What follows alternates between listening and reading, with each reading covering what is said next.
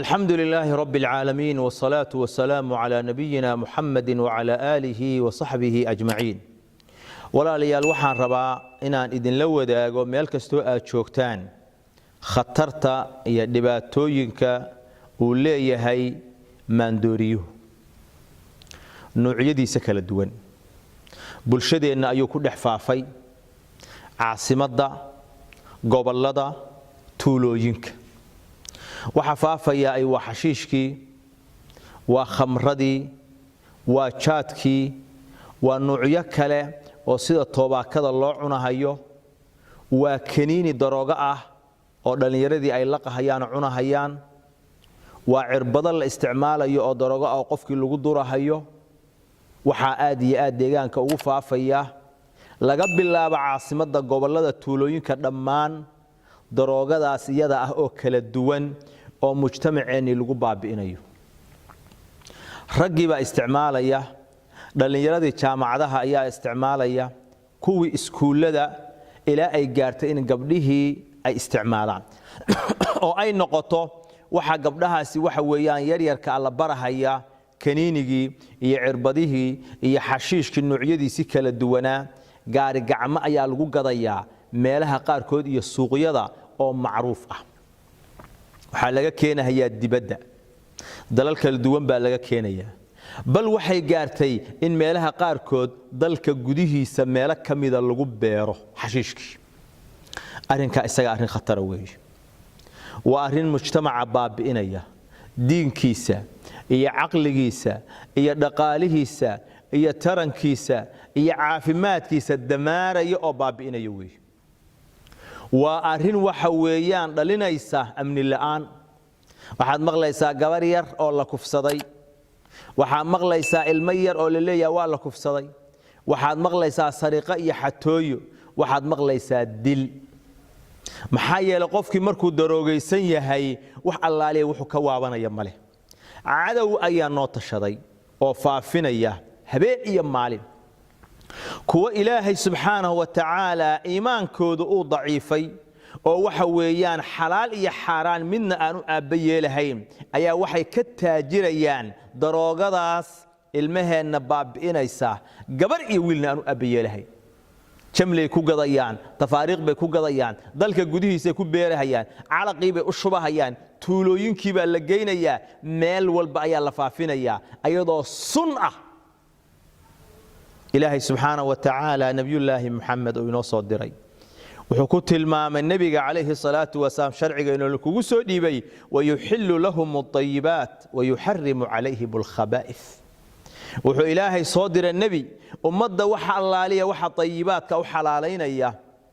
una sheegaya in ilaahay ka xarimay waxyaalaha khaba'ithta ah noocyadaasi waxa keena daroogada dadku inay daroogada ku bataan oo habeen iyo maalin dhalinyaradu ay ku fitnoodo afar arimood ba ugu waaweyn ee ugu arinka koobaad waxa weeye dacful iimaan qofkan iimaankiisu markuu daciifo wuxuu u bareerahayaa xaraamta noociyadeeda kala duwan buu u bareerahayaa nabigu calayhi salaatu wasalaam wuxuu yiri innal iimaan la yakhlaqu fi jawfi ahadikum kama yakhlaqu thawb iimaanku waa baaliyooba sida maradiinu ay u baaliyowdo ayaa iimaanku u baaliyoobahayaa fas'alullah an yujaddida al-iimaan fi qulubikum ilaahay waxa su'aalataan iimaanka qalbigiina inuu ku cusboonaysiiyo hadii iimaanku daciifo daroogada ayaa qofku u bareeraya zinada ayuu u bareeraya xumaanta u bareeraya waxa keena oo kale waxa weeyaan ar-rufaqatu sayyi'ah saaxiibada xun oo wiilkaagu ula saaxiibayo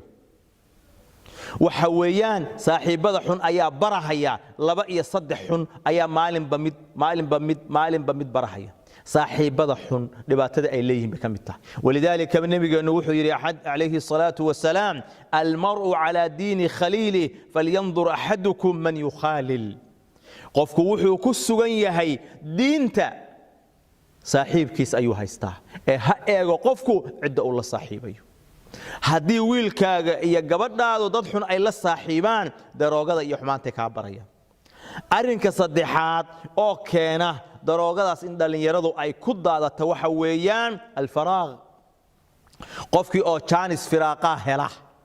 uunan shaqaysanahayn diin uusan baranahayn adduunyo uusan baranahayn guriga uu iska fadhiyo shaqo la'aan uu yahay meel uu dhaqaaqa aan garanahayn asbaabaha keena ayay ka mid tahay dhalinyaradu waxaa daroogada barashadooda inay ku fakaraan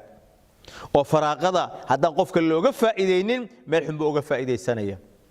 arrinka afraad waxa weeyaan oo in dhalinyaradu ay aad iyo aad ugu daataan keena waxa weeyaan dareenkii waalidka iyo mas'uuliyaddii aabbayaal iyo hooyooyinka laga rabay inay la yimaadaan ayaa meesha ka baxday wiilkii waa baxay wax alla wuxuu ku maqan yahay lama yaqaan cidda uu la socda lama yaqaan meelaha uu fariista lama yaqaan masaajidda lagama helo dugsiyada quraanka lagama helo xalaqaadka cilmiga ma joogo dukaan uu ka shaqaynayo male meel uu tacliim u aadayo male saakay buu baxay qadu u soo doontay casirkii buu baxay habeenkii 6 saac guriga la xiru darbiyada ka soo booday aabadhihi mahayo wiilku xagee ku maqan yahay gabadhii way baxaysaa meel kastay wareegaysaa hooyo dhihi mayso gabadhii aaway dariskaana aaday bay leedahay gabadhan wax la soo akhrisanayaa bay leedahay saaxiibtay baan aaday meel baan u raacay la dhihi mahayo meeshu maxay tahay la isweydiin mahayo mas'uuliyaddii aabbayaal iyo hooyooyin ilmahooda ka saarnayd oo ay dayaceen waxay fududaysay habeen iyo maalin inaan arkayno dhalinyaro dhacdhacaysa oo koombooyin sita oo daroogada cabahaya oo dariiqyada taagan ayay keentay arrinka isaga walaalayaal waalidka waxaan leeyahay ilaahay ka baqa ilaahay awlaad buu idinku arsaaqay awlaadda khayr kula didaala haddaa ka rabtaan adduunyada inaad wanaag iyo nolol fiican ay ku noolaadaan idinkana idin baarinimo sameeyaan sidii xoolo soofay waxa weeyaan ha u daynina eeg weydiiya meeshay aadeen dabagal ku sameeya waxa ay ciday la saaxiibeen fiiriya si aad ugu guulaysataan hadday khatar ku jiraan aad khatarta uga badbaadisaan ilaahay ka cabsada oo mas'uuliyad baa idin saaran nabigu yiri kullukum raacin wa kullukum mas'uulun an ra'iyatihi dhalinyarada waxa ku fidnoo waxaan leeyahay walaalayaal caafimaadkiina baa ku baaba'ahaya dhaqaalihiinii baa ku baaba'ahaya akhlaaqdiinii baa ku baaba'aysa diinkiinii ayaa ku baaba'ahaya oo waa min al-kabaa'ir dambiyada waaweyn waxyaalaha noocaas oo xaraamta ah ilaahay ka cabsada oo isdaba qabta oo ilaahay u toobad keena oo saaxiibada xunjara kuwa lagu fitneeyay waxa inay suuqa keenaan oo ka taajiraan waxaan leeyahay ilaahay ka cabsada xoolahaas marka dhimataan la idinka karfani mahayo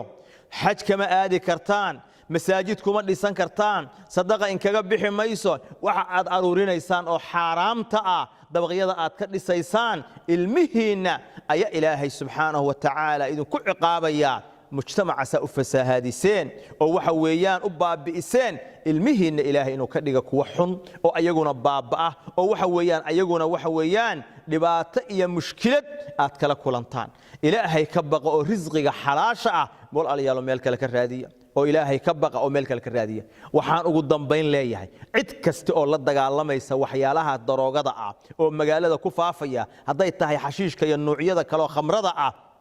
hal wargeliyo oo hal gacan siiyo oo meelaha lagu hayo oo lagu sameeynayo darisku ha ka warbixiyeen oo hal la xariireen cid kasta oo baabi'inaysa hal la xariireen ilaahay mujtamaceena hayno badbaadiyo dhalinyaro iyo aabbayaal iyo hooyooyinba ilaahay hayna hanuuniyo masaalixdeena adduunyo aakhirana ilaahay ran garansiyo wa sallallahu ala nabiyyina muhammad wa ala alihi wa sahbihi ajma'in